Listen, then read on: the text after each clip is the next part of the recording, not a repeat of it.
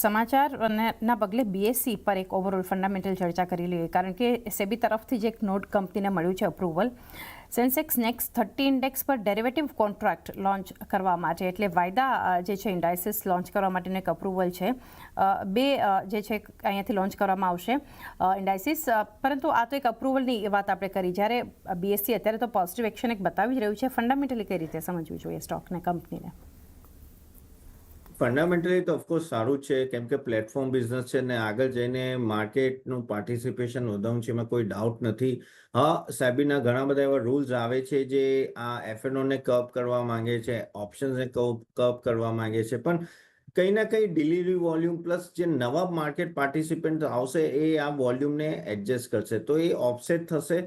કદાચ એક બે ક્વાર્ટર લાગશે, પણ આઈ થિંક આ બધું નોર્મલાઇઝ થશે. એટલે લોંગ ટર્મ માટે તો I am very positive. Both BSC અને જ્યારે એનએસસી આવશે, એનએસસીનું પણ આપણે લિસ્ટિંગ જોઈશું, એનું વેલ્યુએશન પરથી એ બીએસસીનું વેલ્યુએશનનું ખાસું રીકન્ફર્મેશન આવશે.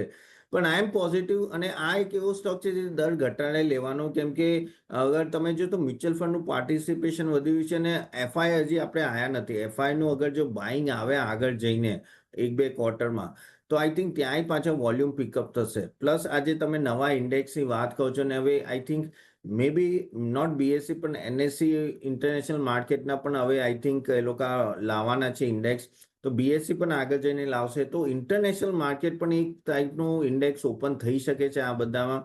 એ પણ એક બહુ મોટું બૂસ્ટર હશે તમારા હેજિંગ માટે. પ્લસ એમનું જે મ્યુચ્યુઅલ ફંડ સેક્શન છે, સ્ટાર મ્યુચ્યુઅલ ફંડ, એ સારું કર્યું છે. પ્લસ જે એસએમઈ સેગમેન્ટ છે એ પણ બહુ જ સારું કર્યું છે. તો યસ, આઈ એમ પોઝિટિવ. તો આ દર ઘટાડે આઈ થિંક બાય સિગ્નલ છે આના માટે લોંગ ટર્મ માટે.